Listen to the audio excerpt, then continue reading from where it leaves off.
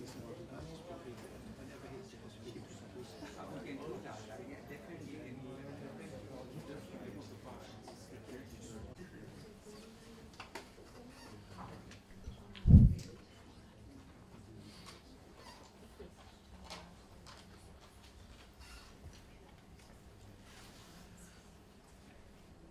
akşamlar. Good evening, everybody. Welcome to the third of the GABAM Lectures. Before introducing today's speaker, I want to share with you the great loss of the Koç University family, Dr. Adrian Saunders, here. A devoted teacher of Latin and ancient Greek, a scholar and a good friend, passed away last week. May he rest in peace. The life is going on. Today our speaker is Professor Albrecht Berger from the University of Munich. I am sure many of you already know him very well. He stayed in Istanbul for 5 years, from 1992 to 1997, as a researcher at the German Archaeological Institute in Istanbul.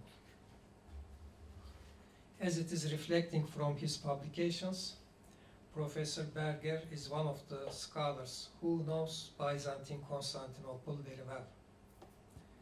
It will not be possible to list all his projects and publications here, but a small selection of his monographic books and articles would give a clear idea.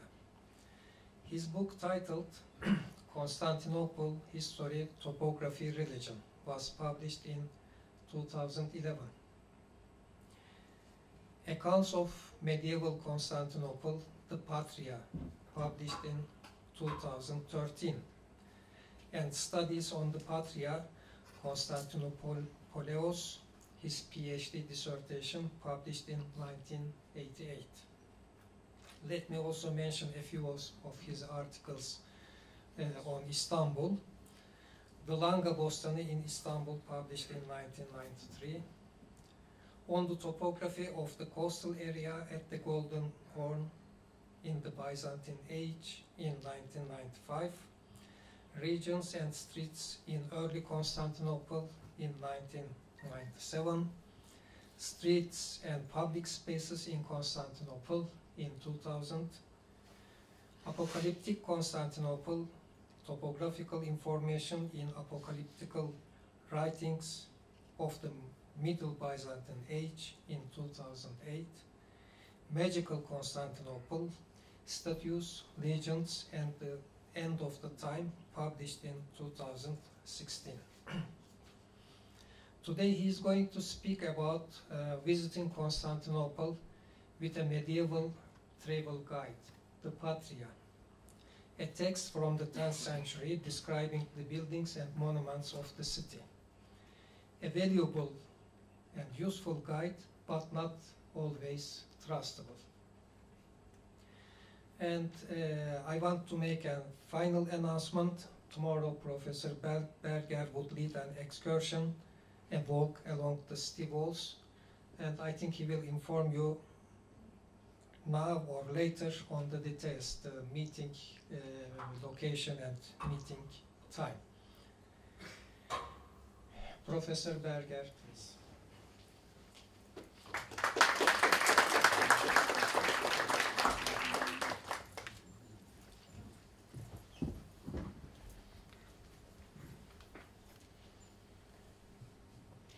Thank you very much for the kind introduction.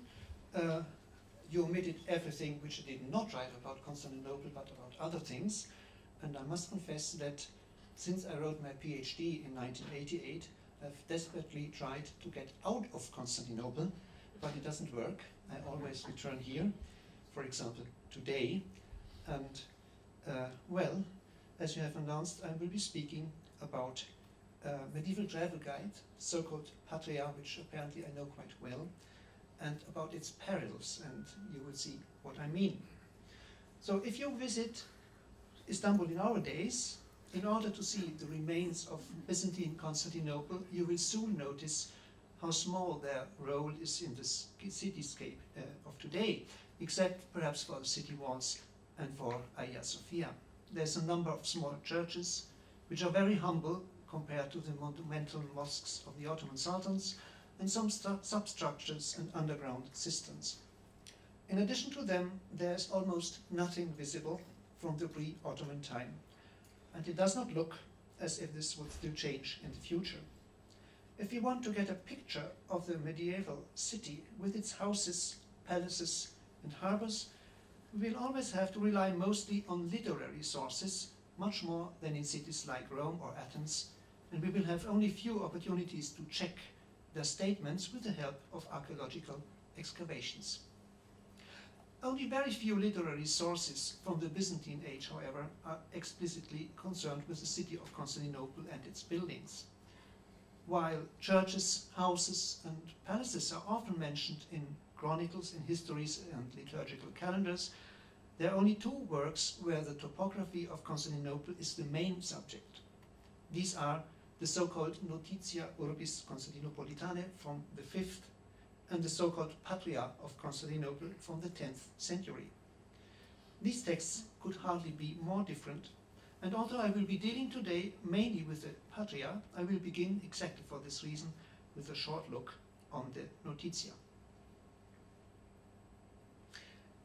The Notitia Urbis Constantinopolitane is a description of the city written in the years around 425 and dedicated to Emperor Theodosius II. It is written in Latin, and it divides Constantinople into 14 regions in analogy to Rome. 12 of these regions lie inside the city proper, that is, inside the Constantinian land walls of the 4th century. Region 13 is the suburb Psyche on the other side of the Golden Horn, and region 14 is a fortified village near the city whose exact position can still not be determined with certainty.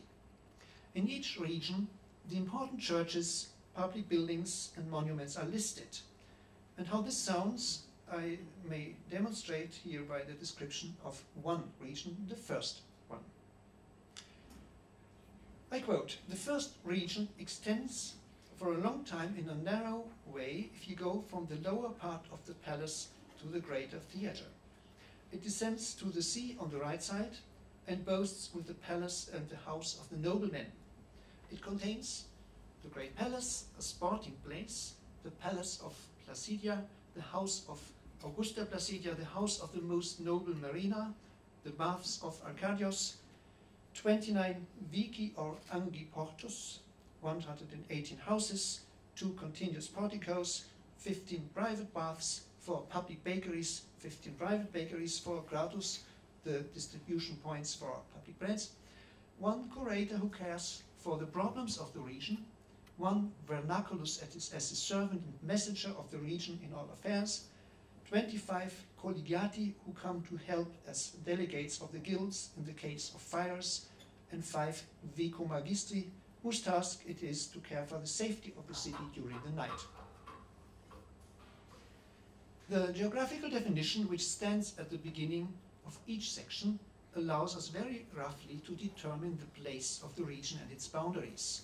All 14 regions are described in an analogous way, and there is a summary at the end which mentions the following numbers: 322 streets, 4,388 houses, 22 porticos, 153 baths, 20 public and 120 private bakeries, 117 distribution points for bread, and 560 auxiliary firefighters delegated by the guilds.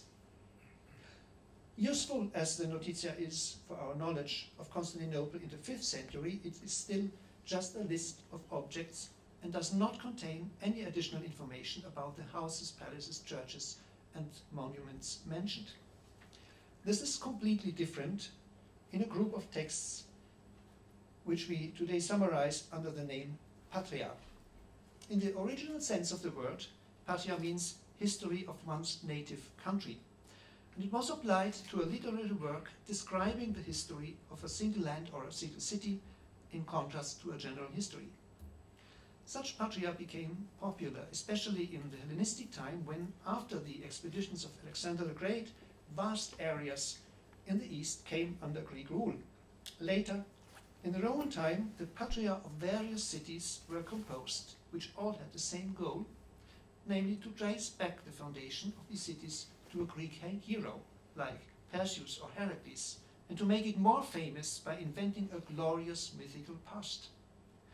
But of all these works, which we know from mentions in other sources, only one has come down to us, and these are the Patria of Byzantium.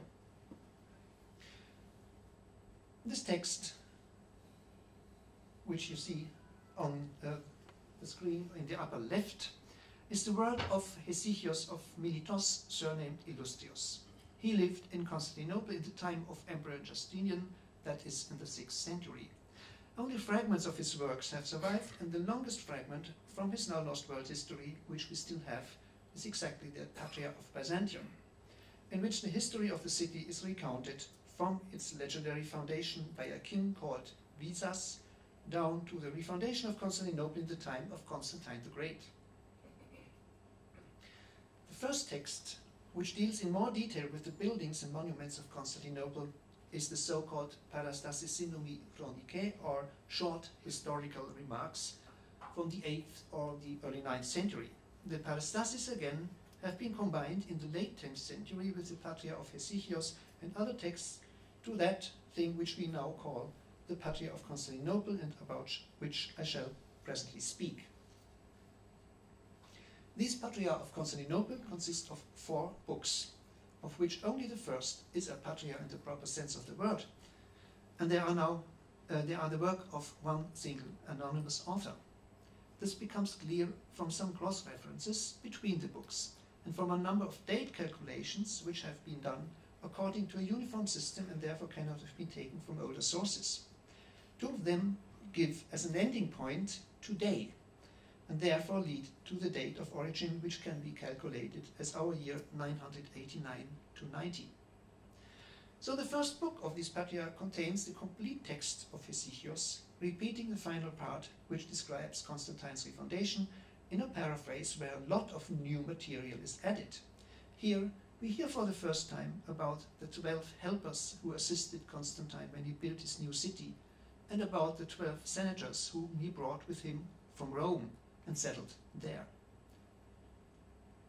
The second book probably had the original title On Statues.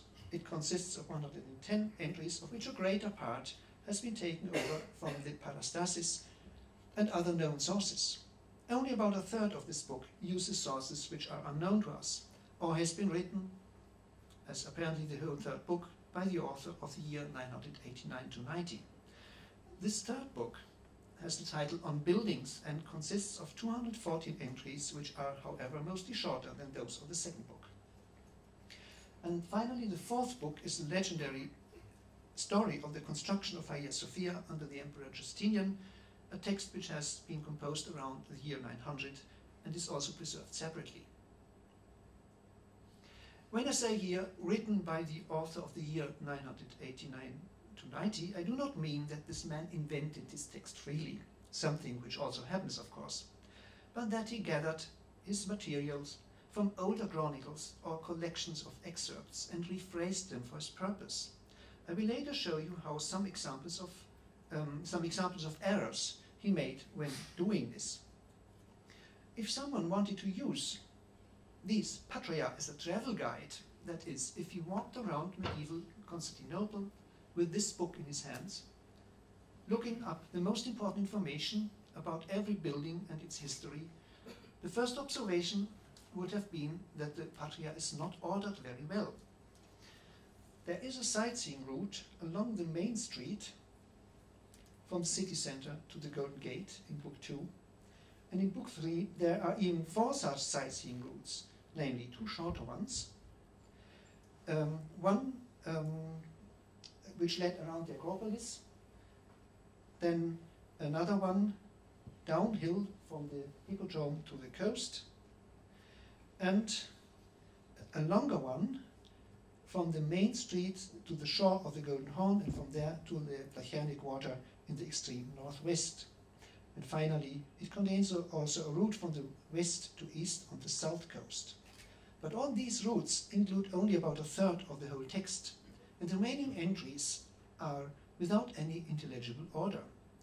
About 90 years after the composition of this Patria, therefore, another anonymous redactor took the trouble to put all entries into a logical order, or at least those referring to objects within the city walls. And I shall show you shortly how he did that. In the first step, he took the route of the old version which runs along the main street and put all scattered entries which referred to objects in its course to the right place. Then he took the route around the Acropolis but changed its direction so that it now leads from south to northwest, and completed it with some additional entries to connect it to the old northern route. In this way, a continuous route in the north of the city was formed. Then a complementary sightseeing route in the middle of the peninsula follows, and finally, on the basis of the old southern route, which changed direction from east to west, a new, strongly upgraded southern route.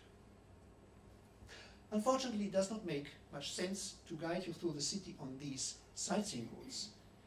As almost nothing is left of the buildings, this would probably become too dry and too academic.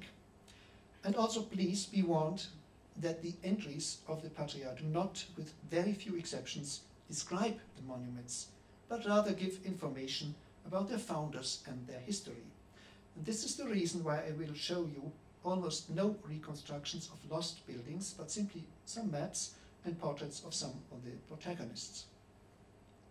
The specific charm of the Patria consists in the ways how the entries and stories about the monuments have been composed, and how they have been collected here in books 2 and 3. And this is, in fact, what I'm now going to talk about in some detail. Many stories in the Patria obviously result from the necessity to explain the name of a building or an object. If the author did not know anything about it, or if he didn't find anything in his sources, he had to invent it. The result is often sheer nonsense, and this nonsense can be classified into 3 main categories. Either the author himself or one of his predecessors invented something because there was no useful information in his sources, or the story is known from elsewhere and quite real in itself, but has nothing to do with the building to which it has been connected. Or the name of this building is explained by an etymology, be it right or wrong. Let us start with an exceptionally beautiful case, namely the entry about an old archway on the main street near the present Bodrum Jami. It goes back to the Peristalsis, that is, already to the 8th century. I quote, "The so-called bushel was a clock, that is, an official measure.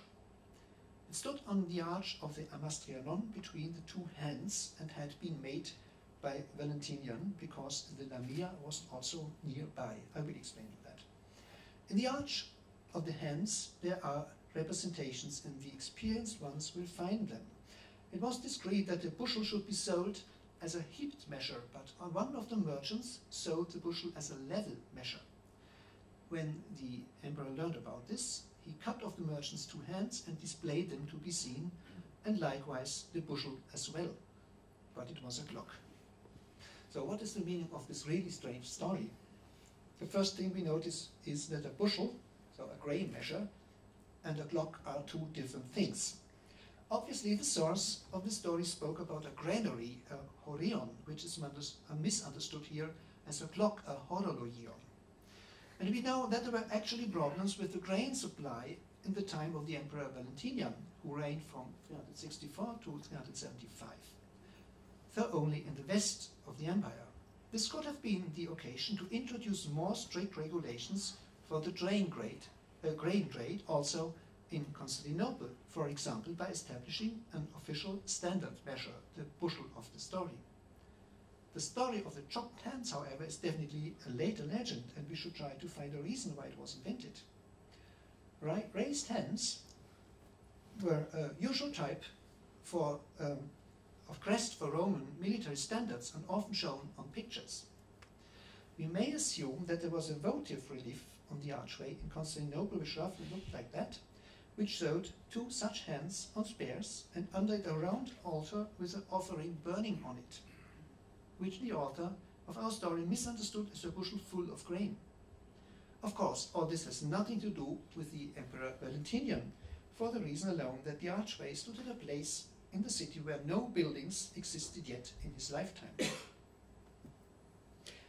Another story, another example about is the entry about the Church of the Mother of God of the Deaconess. The church of which the Ambo, the chancel, has survived, has been found when the university was built and is now in the garden of Hagia Sophia. This church was built in the year 596 under the Emperor Mavrikios, as we know from the Chronicle of Theofilos, and it is one of the few small churches of the earlier period of which something remains to our day, namely the Ambo, which you see here. About this church, the Patria tell the following story. Patriarch Kyriakos built Ta Diakonissis, the church of the Deaconess, in the time of the Emperor Mavrikos, for whose children he had served as a godparent. The place received this name because the patriarch had lived there when he was still a deacon. But the sister of the patriarch was also deaconess there. So what has happened here? The mention of Patriarch Kyriakos shows that the entry does not go back, it's not taken from Theophanes, for the patriarch is not mentioned there. The source of this entry therefore must have been an inscription, perhaps on the lintel of the main entrance, which may have read something like, "This church was built in the 14th year of the Emperor Mavrikios and the 1st year of Patriarch Kyriakos." But this does not explain where the surname of the deaconess comes from. So the easiest solution is to insinuate that Kyriakos had once been a deacon at his church, and since this was still not enough, because he was male, the words "but the sister of the same patriarch was also a deaconess there" are added. It happens often in the Patria that the person is connected to a building which has actually nothing to do with it. In some cases, the only reason seems to be that the author had read one of the popular chronicles from beginning to end on the search for information and put the first person in his text which had the right name, although in this case a later bearer of the name was intended. For this reason, the monastery of Dalmatos is ascribed to a nephew of Constantine the Great, not to the real founder, who lived about 50 years later, or the monastery of Xylinitis to a man called Nikitas Xylinitis in the time of Leo III, and not to the actual founder 150 years later. Although in this case the second Xylinitis is in fact mentioned as the founder of this particular monastery in the Chronicle of the Logothete. Particularly strange in this context is the following entry. It goes, the patrician Vassos built Tabassu for his house was there in the time of Justinian, the builder of Hagia Sophia. When the Empress Theodora, the wife of Justinian, became his enemy, she tied a cord tightly around his neck and his eyes jumped out. Well, it is true that there was a patrician called Vassos in the time of Justinian, but the story about the cruel torture on the order of Theodora, which comes from the Anecdota by Procopius of Caesarea, there the victim's name is not Vassos but Theodoros, and Vassos appears in that text but only some chapters later. Well, the most basic thing you can say about a building is where its name comes from or what its name means. And in the simplest case, it sounds like this, I quote, "The monastery of the Metropolite was built under Justinian. It had its name because it was the house of a Metropolite." Not very illuminating, but for the first moment it's okay. It remains to be seen whether the explanation in this case is correct. In any case, it is plausible at first sight. Often, however, we get the impression that the author simply did not know where a name came from, and that this explanation is very far-fetched and fantastic. An example. The place now called Tastiru, the Church of the Archangels, received its name from an infertile woman who was a patrician of rank. It was a small chapel in the time of Leo the Butcher, and after she had died, 75 years passed, and the churches were built by Justinian, the founder of Hagia Sophia, and when they collapsed in an earthquake after 338 years, Emperor Basil restored them. Steros, in fact, means infertile, but in the masculine form. Something must be wrong here. And if you check the name in other sources, you soon notice that the founder of the church was in reality called Zeros, which means Mackerel. A person with this surname is actually attested in the 6th century and may indeed have been the founder of the church, but the author had never heard of him and tried to solve the problem by changing this name to Steros, adding a story which fits to him, however, very approximately.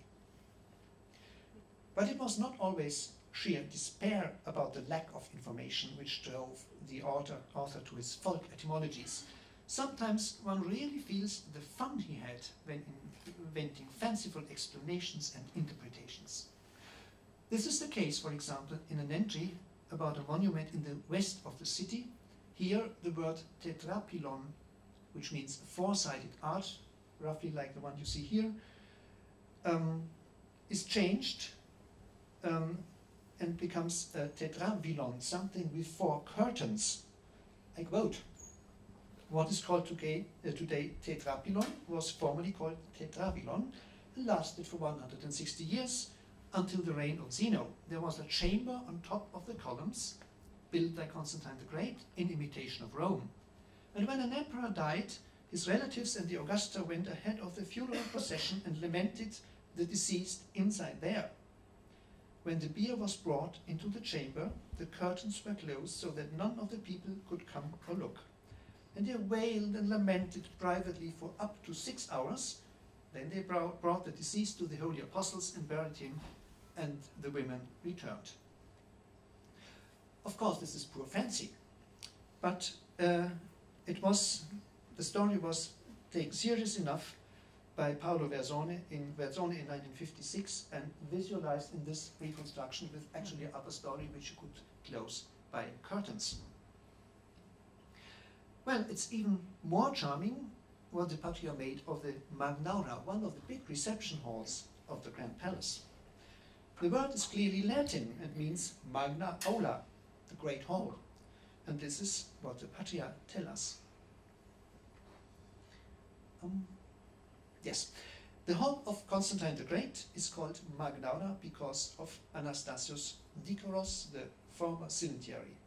When in the 27th year and 4th month of his reign, thunder and lightning struck the palace, and he was in great distress and fled from one place to the other, the wrath of God, that is lightning and thunder, reached him in one of his chambers, and he was hit by a lightning bolt and consumed by fire. Well, so far this is a very popular anecdote, repeated by many chronicles since the 6th century. But what has this to do with the Great Hall, with the Magdala? The following words give us the explanation. As he was dying, he cried out, "O mother, I perish by the breeze of the fire, o mana hypotis avras apollile." And some of his men heard this voice, and therefore they called the hall this, the words for mother and for priest. As you can see here, a well-known story is adapted here to accommodate the pun on the words mana and avra. But not always the name of a place had to be distorted to draw a pretty folk etymology from it. There was, for example, a marketplace in Constantinople, the so-called Volcker Market, or Leomakilon, whose half-Latin name became incomprehensible in later times. Leo was therefore connected not with Laos, which means folk, but with the Emperor Leo I, who had lived in the 5th century. And the word Makilon, which actually means a meat market or simply a market, becomes his surname. As a result, the emperor is usually called in later sources Leon Makellis, Leon the butcher, without any reference to the place called the Leomakilon. Leon's surname, the butcher, is commonly then explained by the assassination of the general Aspar on his orders in 471, but not in the Patria. For here we read, "The so-called Leomakilon received its name because Emperor Leo the Great sold meat there and his wife plaited cords." That means before he became emperor and she his empress. It also happens that the explanation of a name is simply based on another meaning of the same word, which can lead to a completely different result, as in this story. The lady Anna, the wife of Leo of Syrian origin, was once returning from the Lacherne, being pregnant, and when the time of delivery came, she dismounted at the house of Albrecht Berger, an official, and gave birth there. And she made the house a monastery and called it of haste, for birth pangs had overcome her there, and she could not reach the palace in time. In reality, the monastery was called tis spoudis in Greek, and this is of course no monastery of haste, as presupposed by the story, but the monastery of zeal, that means of religious zeal. Anna, who was actually not Leo III's wife, but his daughter, most probably had nothing to do with this building at all. However, there are also cases in which not even modern research, with the best will, can find a plausible explanation for a name. What on earth means the place name Volkoliston, and why does a monastery bear the surname Gastrea, that is, the flower pots? We will never learn it if we do not accept what the Patria tell us. The Volkoliston is known from no other source than from the Patria, and it seems to be a place where a person called Phocas slipped, or listise, and fell to the earth. And in fact, the Patria tell an anecdote which identifies this person with the Emperor Phocas. Do I have it here? Yes, with the Emperor Phocas in the early 7th century, and this is done in the following way. The so-called Volkoliston was named for this reason. Some say that when the Emperor Phocas was riding a horse, his horse slipped there and fell down, and therefore the place was called Volkoliston, as the Egyptian Panoramos say. An invented quote from an historian who had lived actually more than 200 years before the Emperor Phocas is something rather unusual in the Patria, and clearly shows how uncomfortable the author felt with his own assertion. And it is no surprise, therefore, if he immediately adds a second etymology, namely this one. The philosopher Theodore from Thebes says that this place was outside of Byzantium before Constantine the Great, and that many robbers were there and killed many Byzantines. Constantine the Great, when he had taken over and built the city, learned about them, and after an intensive search he found them there and captured them, and he impaled them, that is, hanged them on the furca, and therefore the place was called Fulkolistos. The word Fulkolistos, if derived from fulca or furca and listis, could in fact be understood as the place where the robbers are executed on the furca, that is, on the fork, as you see it here. And on the other hand, it seems that the first explanation given is still closer to the truth, for we know from other sources that the Phocas family, from which among others also the Emperor Nikephoros Phocas descended, who reigned in the 960s, owned a house exactly at the place where we can locate the Volkoliston from the topographical version of the Patria. So it may have actually had its name from the fact that once a Phocas had slipped there with his horse. But this person was probably neither the emperor of the 7th nor of the 10th century, but another, less prominent member of the latter's family. And what is the story about the monastery of the Gastrea, of the flower pots? The Patria tell us. Saint Helena built Bethlehem, a monastery not in the Holy Land, the Bethlehem and the Gastrea. These are called Gastrea because when she secured the venerable cross from Jerusalem, she brought it in through the gate of Samaria, and she planted the lilies and cinnamon leaves and grape, ginger and basil and roses and marjoram and balsam, which were found there on the cross, in flower pots in order to preserve them. And when she retired to the monastery, she called the place Gastrea and built a monastery. The story is, of course, nonsense. Helena, the mother of Constantine the Great, actually had traveled to the Holy Land, but the invention of the true cross, or even its transfer to Constantinople, is ascribed to her only in later legend. The palace of Helena, in whose vicinity the monastery lay, was located outside the city walls in her lifetime, and therefore could not be reached through a gate in the walls, and monasteries in Constantinople were founded only about 50 years later. Now, there's also another category of stories in the Patria. These are those, if I may say so, of somewhat delicate content. In the second book, for example, is the story of the portico near the harbor at the Golden Horn, somewhere where the Yeni Jami is today, which was called in Greek the Kerato Emvolin, the Halt Hall, either because it lay near the Golden Horn, or rather because of its curved ground plan. But this was too simple for the author of the Patria, and so he invented this beautiful story. Saint Andrew, he is the apostle of the East. Saint Andrew came to Byzantium before Constantine the Great. He built a house at Ta Armatiu and settled there.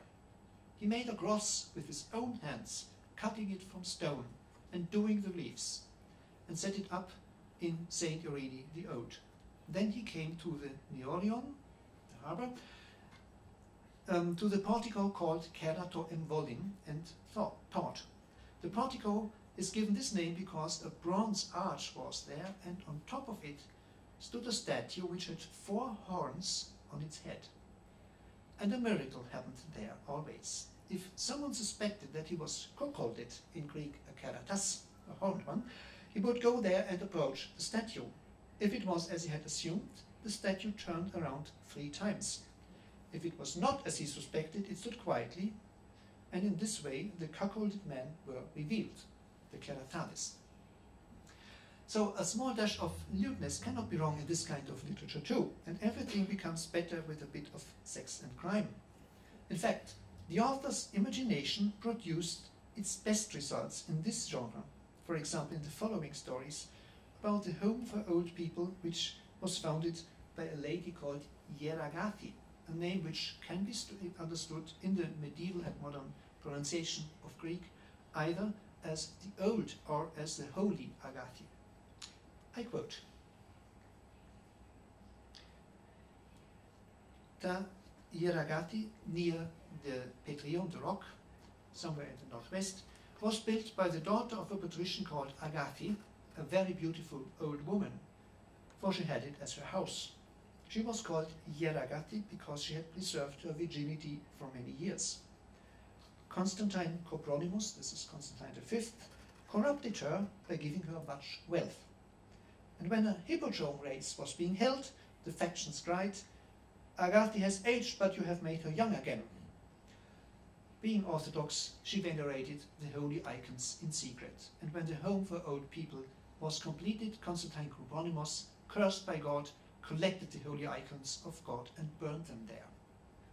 So as you see, Constantine V, the well-known 8th century emperor, was not only an iconoclast, but also a horrible sex monster to whom nothing is holy in the strict sense of the word. And every Byzantine reader was able to recognize the literary model of the alleged acclamation at the chariot races. This is the story about the prefect Kyros in the mid-5th century, who had renovated the city walls and was acclaimed by the people with the words, Constantine has built them, Kyros has renewed them, talking about the walls, and was therefore deposed and exiled by the Emperor Theodosius II. There is a whole series of anecdotes in the Patria about the alleged misdeeds of the iconoclast Constantine V, including one about the Mirelion Monastery, the Mirelion Monastery, whose church is still standing today as the Bodrum Jami. The story of the Patria calls the monastery Psareleon, that is fish oil, instead of Mirelion, which would be perfume oil. And it also calls the emperor by another of his nicknames, Cavalinos. I quote,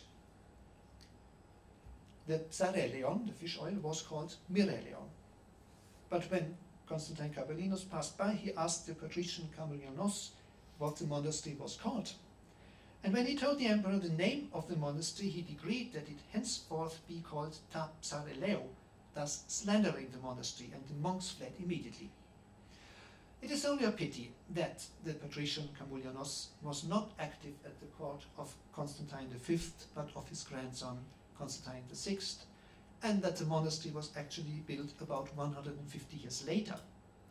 So the only real background of the story is therefore that the monastery was near to the big harbor of Theofilos on the south coast, so that often the smell of fried fish may have pervaded the whole region. But who was the most prominent iconoclast after Constantine V? This was Theofilos, who reigned from 829 to 842. He was the founder of a big hospital, probably at the place of the later Pantocrator monastery, whose churches are still standing today. It is unclear whether there was really a brothel at this place before, as some sources claim. But this contention seems to have inspired the author of the Patria enormously. For he tells us, with a fictitious dating into the late 6th century, the following story. I quote: Constantine the Great built a big hospital building that can be seen on top of the hill near the so-called Zeugma as a brothel. It then became the house of the patrician Isidore and later a nunnery, and Theofilos turned it into a hospital. A statue of Aphrodite stood there on a braided stone column. Lovers went there and consorted with the adulterous women living there, for there was no other brothel than this house, nor such adulterous women elsewhere. Inside the house were compartments separated at the columns with rings and curtains, and in this way the profligate lovers enjoyed themselves. The statue was a touchstone for chaste women and virgins, both rich and poor, who were held in suspicion. If someone defiled a girl's virginity, and many or few of them did not admit this, their parents and friends would say to them, "Let's go to the statue of Aphrodite and you will be tested as to whether you are chaste."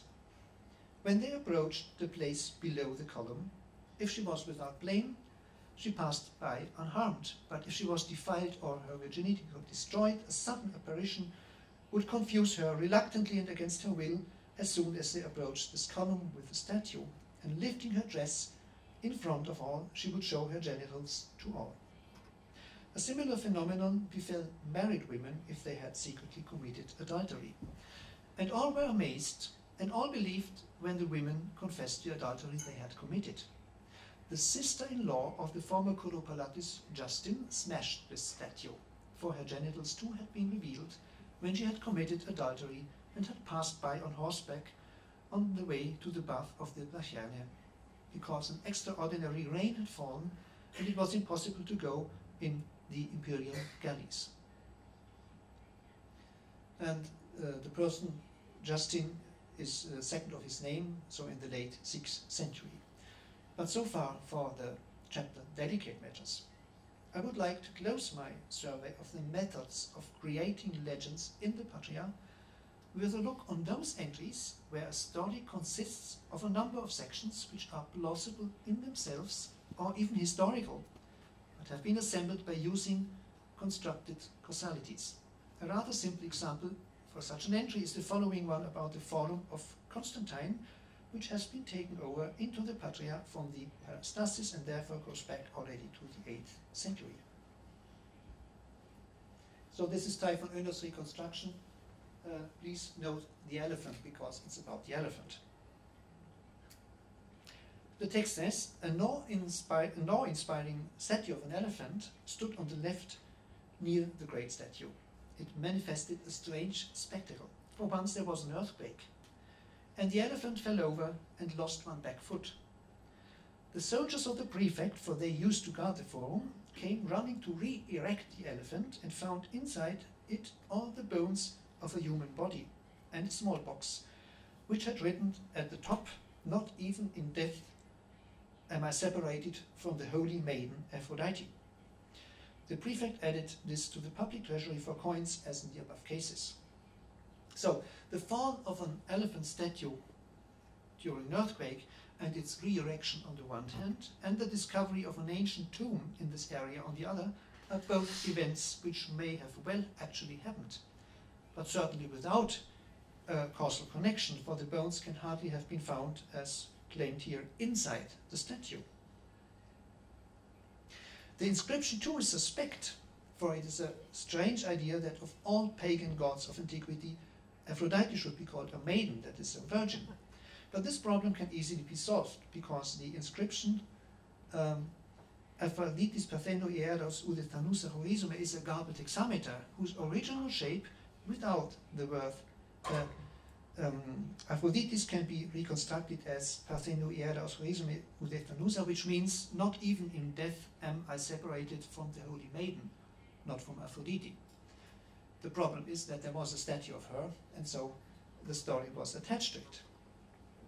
Now, the perfect logical combination of several originally independent stories is finally provided by the story about the Church of the Mother of God of the Karavizin, the small ship, from the third book of the Patria. Let's first listen to the text. Michael, this is Michael III in the 8th century, built the Mother of God to Karavizin, the small ship.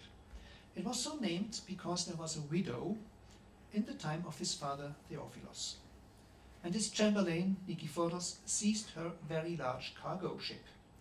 The woman often wrote petitions to Theofilos, but remained without compensation, for Nikephoros prevented it.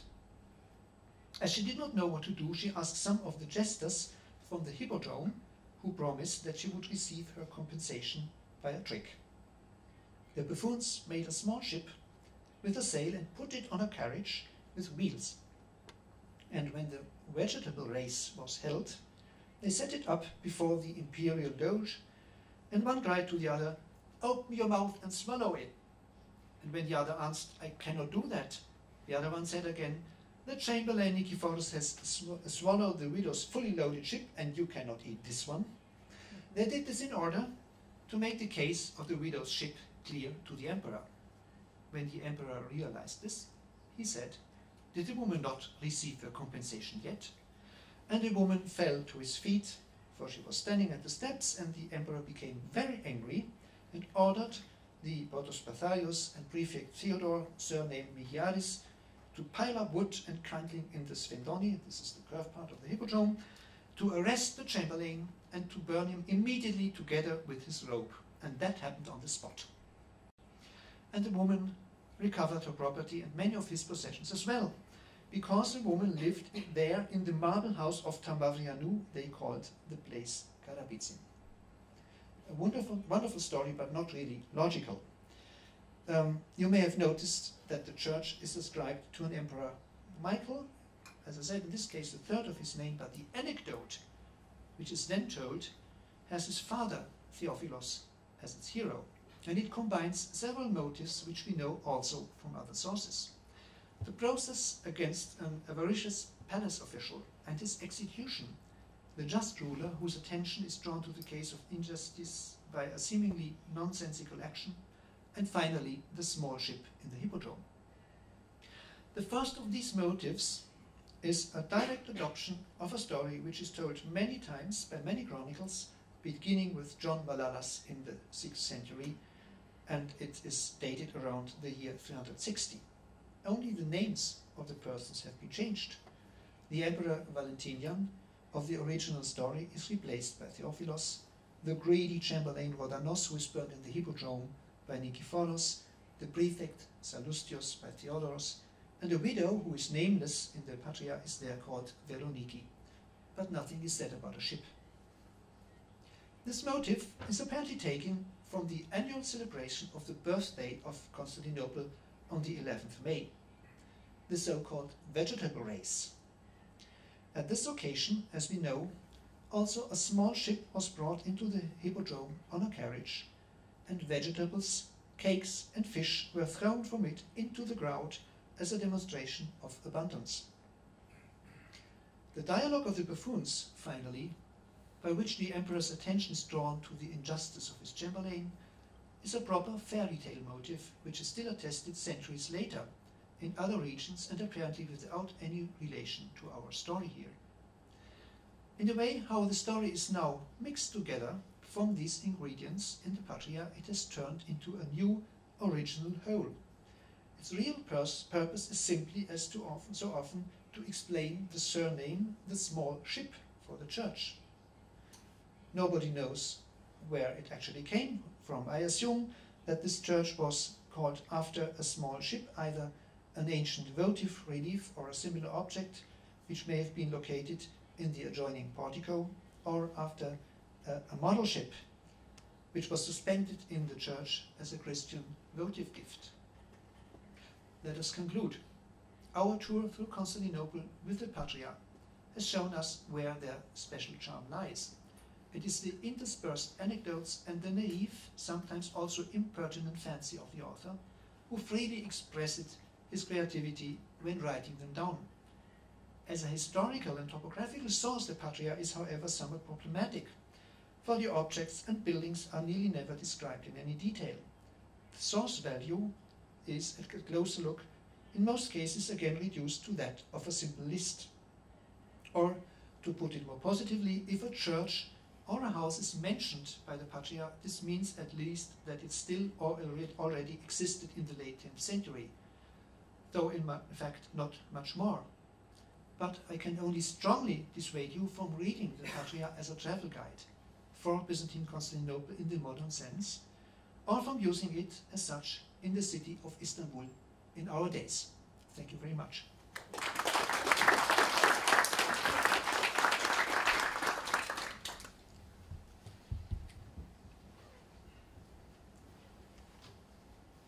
What happens now?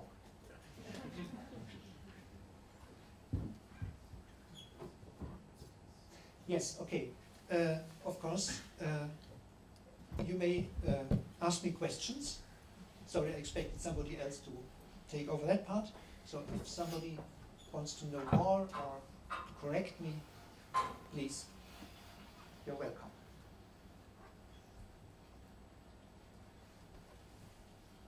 Yes? Yeah. How does the Patria compare as a travel guide to, say, to some of the Western travel guides for Rome, such as the Mirabilia Urbis Romae?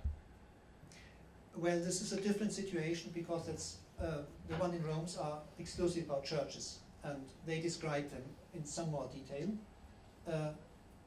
In Constantinople there was still much left from antiquity, though sometimes in ruins you had statues which were not Christian in greater number, and also old houses. And the whole topography was organized along houses, not along churches as in those travel guides from the Roman Middle Ages.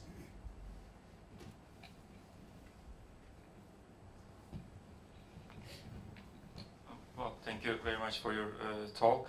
I'm trying to understand this fancy approach by this author about the origins of the names of these places and the origins of these places as buildings. And it's in the 10th century, as you say, and 10th century also saw the production of many, let's say, Macedonian Renaissance literary works like Hippiatrica, which combines ancient veterinary texts, or Geoponica, which combines Hellenistic or Roman, text about agriculture, and so on and so forth, or Synaxarion.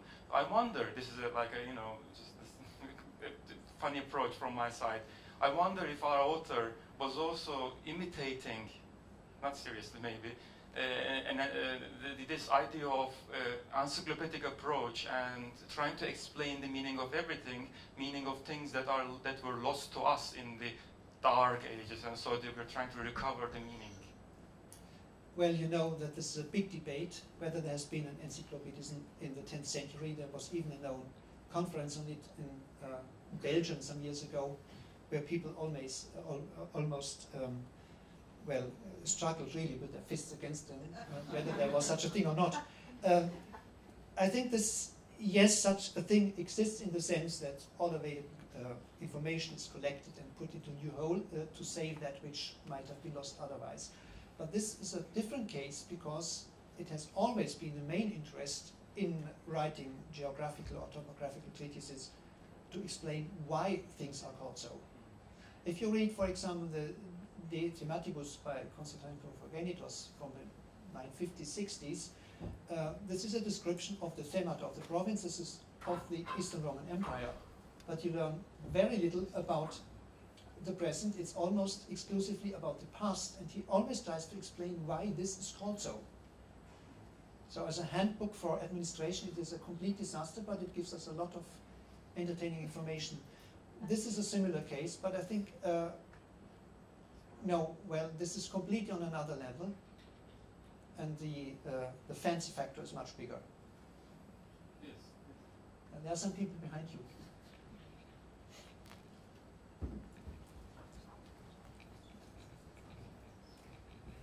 Thank you very much. So I was wondering, for whom, what was the audience, the original audience, for whom was this compilation made? Very simple question, thank you. Well, this is another big mystery. In the case of the Peristalsis, it has been argued, I think rightfully, this is from a period where the population of Constantinople had almost completely changed.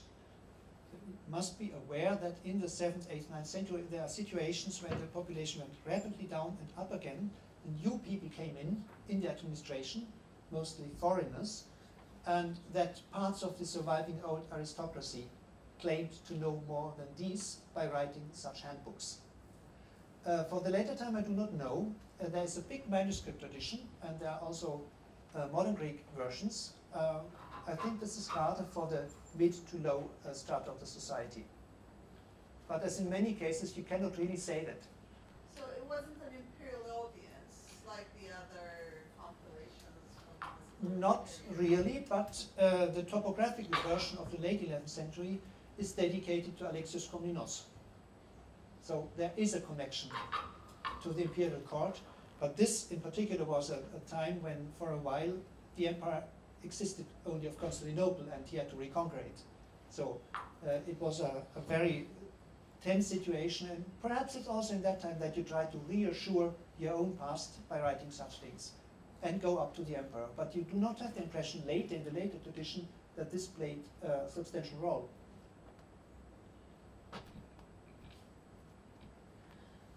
Thank you. Have other Patria type texts survived for other cities? Or do we know from references about other cities that have Well, been we know that described for in this way? antiquity, for a lot of cities, but we only But know this it. They have not survived. Actually, it's well, almost it's only Constantinople. There are some scattered remarks in chronicles, but no continuous text, a corpus like this one. As far as I know, it's the only one. You have mentioned the Thebatus about not describing the regions of the empire, and I think if I remember well, Paul Magdaleno suggested that the idea was people defining the territory rather than territory defining people. And as I listen to you, I see that instead of talking about the buildings, they're talking about people. Do you think the same principle applies for the buildings? If the Byzantines have this idea of people defining an area, whether it would be a region or a building or a space? Yes, definitely. And I think Constantinople is also a special case.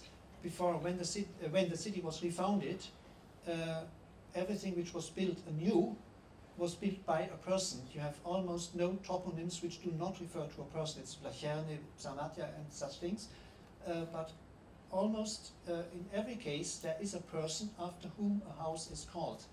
So, yes, it is a planned city, and it is fixed to persons, and if you do not know the person, you have to reconstruct and put it out from the mythical past.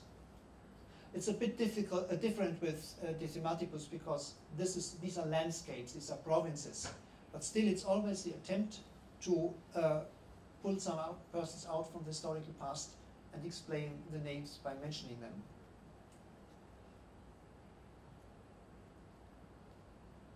So if everybody's exhausted?